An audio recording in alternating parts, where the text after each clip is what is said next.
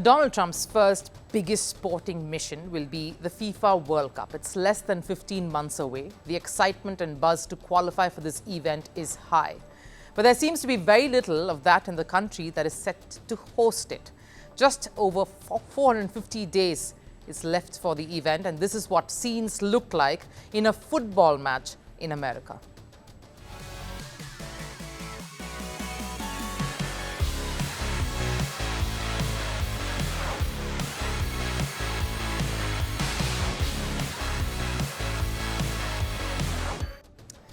Now, this was not just any football game. The visuals are from America's Concacaf Nations League matches against Panama and Canada in California, matches that USA lost. But that's not the biggest worry.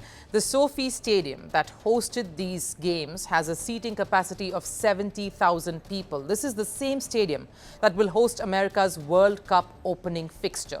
And imagine that looking as barren.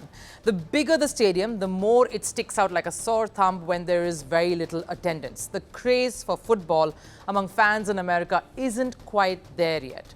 The primary love is split between basketball, ice hockey, or American football. Soccer, as they call football, is still finding its feet. In fact, the crowd turnout last year was much lower, even during friendlies. USA hosted arch rivals Canada in Kansas City. A stadium that could seat nearly 20,000 fans witnessed a half of it showing up, leaving a major league soccer venue half empty. The same situation later when they hosted New Zealand. Only 15,000 fans turned up in an FC Cincinnati home stadium built for around 10,000 more. And to top it all is the exorbitant ticket prices. The Nations League matches were reportedly priced at around $100, but the problem isn't just around America's matches. USA's interest in the sport itself is questionable. Proof lies in the Copa America event that they hosted last year.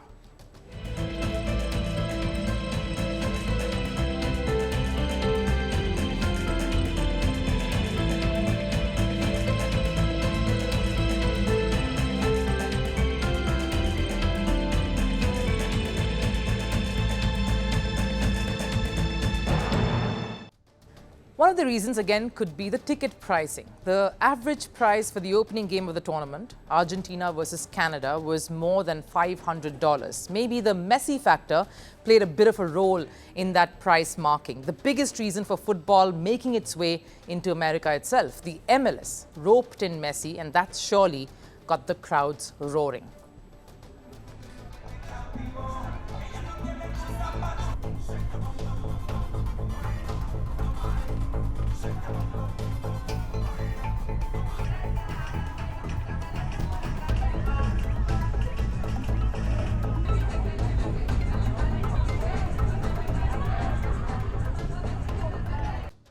All of those visuals are heartening, especially during the MLS, and most of them coming in and pouring in to watch Messi. But clearly, that energy and that enthusiasm hasn't really transpired and translated over to the national side, because even the match between Mexico and Venezuela, with the cheapest ticket priced at $120, didn't see the crowd turn up. And the expenses didn't just end there. Most of the stadiums in America are far away from the city. The cost of traveling over to those venues, the food, it all adds up. Something we saw during the Cricket World Cup as well. The New York Stadium wasn't in the city. It was in Nassau County. That's 56 kilometers, around 35 miles from the main city. So the only thing that can save America's 2026 World Cup campaign, the organization part of it, for sure, is going to be the touring fans, like we saw during the Qatar World Cup, despite the skyrocketing ticket prices. Back in 2022, ticket prices for the opening match, of course, was the range, about $55 to $618 For group stages, it was comparatively, of course, cheaper, ranging somewhere between $11 to $220. The semi-finals saw prices going up, understandably so, $137 to $956, and the big final anywhere between $206 to $1,607. These were, of course, the official ticket prices. The websites that was, of course, reselling those tickets sold it for a much higher rate. So clearly the touring fans, the die-hard football lovers, can only save America. But That makes me ask, will fans be able to travel to America? Ever since Donald Trump returned to the White House, his strict visa policies have made acquiring a visa that much more difficult. The longer waits and delays for a tournament that is 15 months away spells more trouble for these fans. Let's say a fan is traveling from Asia, Europe, or Africa. They will need time to plan their trip to America. The other factor that might hamper the World Cup, of course, is America's tricky relations with Canada and Mexico. Trump's intentions to impose tariffs on imports from Canada and Mexico has received strong backlash. This has led to anti-America sentiments among their own neighbors, spilling onto the sporting contest too between the countries. Now, Trump may say this tension will all only help the World Cup and generate more buzz, but will it really? Because Mexico is one country that has crazy football fans. Fans who turned up for the Concacaf Nations matches to support their side, unlike American fans. The Mexico-Panama game on the same day in the same stadium almost witnessed a full house.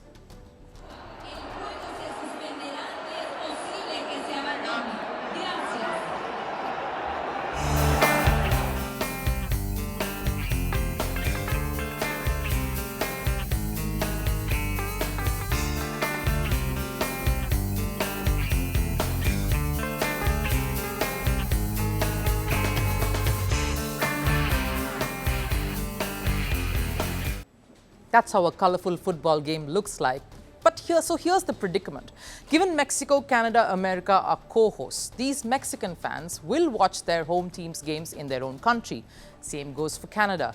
And even the touring fans, at least the neutral ones, fans who aren't supporting any particular country but are just there to watch and soak up the experience of a World Cup. Will they be keen on watching the matches in supercharged atmosphere that Mexico really stands for and will present, or the lackluster one that America dreadfully could turn out to be? Clearly, this is worrying for the sport because very rarely is a football tournament threatened by the lack of fans. America and Donald Trump have 15 months to figure and crack this one. Greeting you with aloha and namaste. No, I love India. Presence, occupation of a territory by another country pertains to India. What we saw in Kashmir. How do you see Trump's America? Yes, the current administration behaves differently from the previous administration.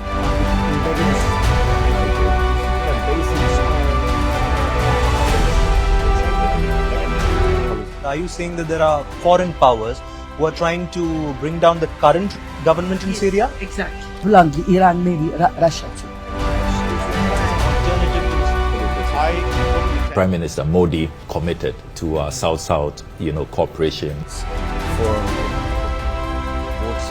Not over 50%. Is Ukraine prepared to pay the price for that peace? No compromises at the cost of territorial integrity and sovereignty.